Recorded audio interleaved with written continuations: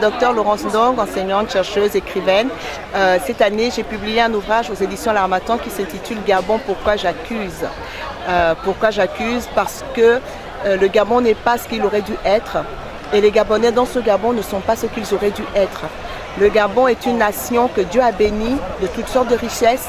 Les Gabonais ne sont pas les moindres de tous les hommes, mais nous avons ce paradoxe d'avoir une nation immensément riche et une population immensément pauvre. Alors il y a un problème quelque part.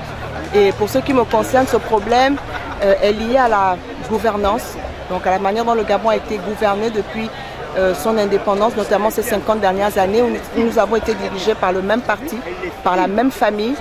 Et les 7 dernières années, donc le mandat d'Ali Bongo Ondimba ont été les pires de toutes.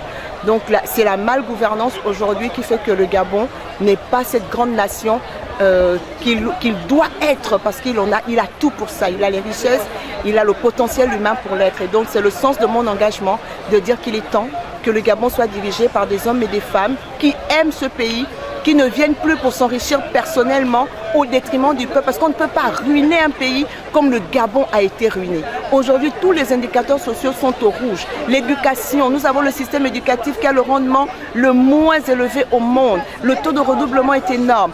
Les hôpitaux, le taux de mortalité maternelle est élevé, infantile est élevé. On nous fait croire qu'il y a des hôpitaux au Gabon, mais actuellement, le directeur de cabinet d'Ali Bongo, médecin à Krombessi, est hospitalisé au Maroc. Pourquoi il ne l'est pas dans les grands hôpitaux qu'ils ont construits au Gabon?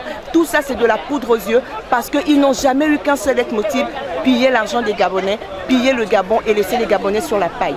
Et maintenant, nous avons dit ça suffit comme ça. Les Gabonais se sont mobilisés, ils sont allés aux urnes, parce qu'ils croient à la démocratie. Ils ont voté pour un candidat massivement, M. Jean Ping. Et une fois de plus, ce régime, kleptocrate, voleur, clientéliste, despotique, veut nous voler notre victoire, comme ils l'ont fait en 93, en 98, en 2005 et en 2009. Mais nous disons non. On ne peut pas flouer un peuple pendant toute une vie. Ils nous ont plongés dans une nuit qui n'a que trop duré. Maintenant, le jour se lève, le jour sublime monte et il calme nos alarmes. Et désormais, le Gabon sera ce qu'il doit être et ce sera sans les bongos. Et nous ne partirons pas d'ici tant que Jean Ping ne sera pas proclamé président du Gabon parce que c'est lui que nous avons élu en grande majorité. Jean Ping semble être le nouveau Jésus-Christ pour le Gabon alors, hein? Dire Jésus-Christ, non, parce que Jésus-Christ est Dieu, Ping est un homme. Et d'ailleurs, certains mettent beaucoup en avant ses défauts. On va nous dire que oui, il a été dans le système, oui, il a des enfants et Pascaline, mais ça, c'est sa vie privée. Il a été dans le système, mais qui n'a pas été dans ce système? Et peut-être même qu'il faut que ceux qui ont été aux affaires, ils savent mieux comment déconstruire le système qui a été construit. Et moi, je pense que les gens changent. Je pense que les gens se répandent. Et je crois que c'est le cas de M. Jean Ping. Et avec la carrure qui est la sienne, parce que lui, au moins, il a de vrais diplômes. Il a un doctorat en économie, il a une carrure de chef d'État, il a dirigé l'Union africaine, il a dirigé l'Assemblée générale des Nations unies. C'est quelqu'un aujourd'hui qui peut. J'ai envie de vous poser une question. Oui. Jean Ping a été aux affaires.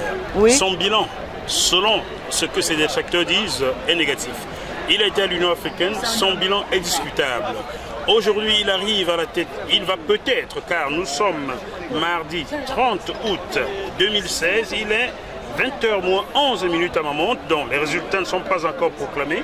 Jean Ping va peut-être arriver à la tête du Gabon. Il va diriger avec ses amis qui étaient dans les mêmes gouvernements que lui hier, des gens qui ont un certain âge, qui n'ont pas totalement épousé le 21e siècle et la modernité. Pensez-vous que ce soit vraiment eux, les hommes qu'il faut à la tête du Gabon?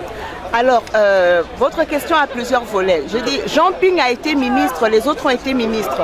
Mais un ministre, quel bilan veut-on qu'il ait alors que le pays est dirigé par un président de la République qui instruit la politique, qui donne des orientations? Si Jean Ping avait été un ministre minable, on ne l'a jamais limogé.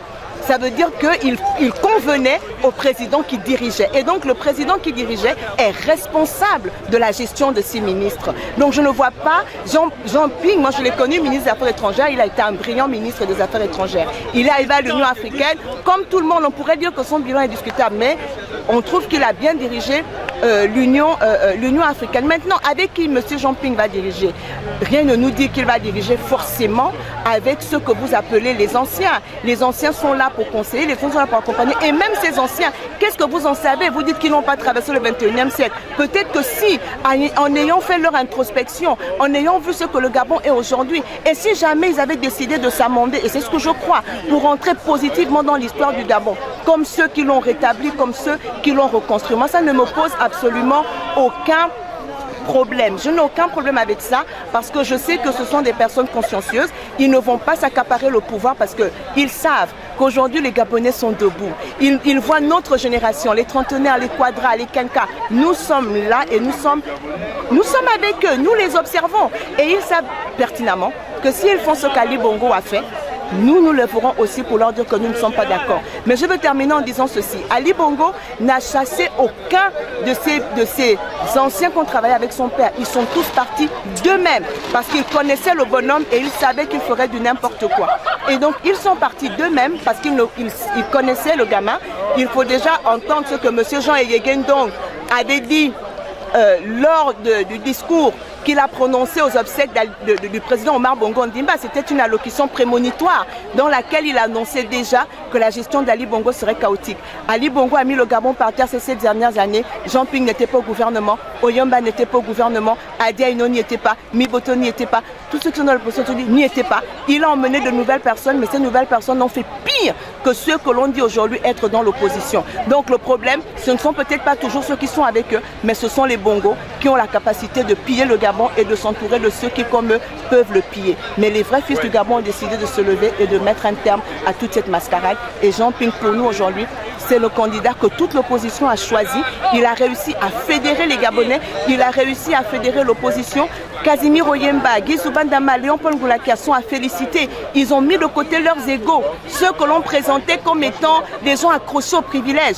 Ils ont mis de côté leurs égaux et ils ont décidé de prendre un seul candidat pour que l'opposition gagne. Le seul qui est attaché aux privilèges, c'est Ali Bongo. S'il n'était pas né fils adoptif d'Omar Bongo, il n'aurait jamais été ministre, il n'aurait jamais été président de la République. Qu'il nous prouve qu'il est le fils légitime d'Omar Bongo en nous présentant un acte de naissance en bonne et due forme. Il n'a pas été capable de le faire en 7 ans, il en a 5.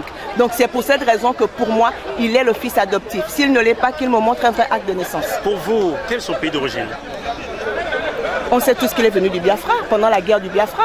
On le sait tous, ce n'est un secret pour personne aujourd'hui. On le sait absolument. C'est à lui de prouver. Même le code de nationalité gabonaise dit que c'est celui dont la nationalité est contestée qui doit en apporter la preuve. Nous contestons. Pourquoi nous contestons? On n'a pas voulu contester parce qu'on est xénophobe. On a contesté parce qu'un chef de l'État ne peut pas présenter un faux document. On n'a jamais vu ça dans aucun pays au monde. Il a fait faux usage de faux par jour, faux en écriture. S'il a un vrai acte de naissance, qu'il nous le montre. Et tant qu'il ne l'aura pas montré, nous douterons de sa nationalité. C'est aussi simple que ça. Merci beaucoup, Laurence. Merci à vous.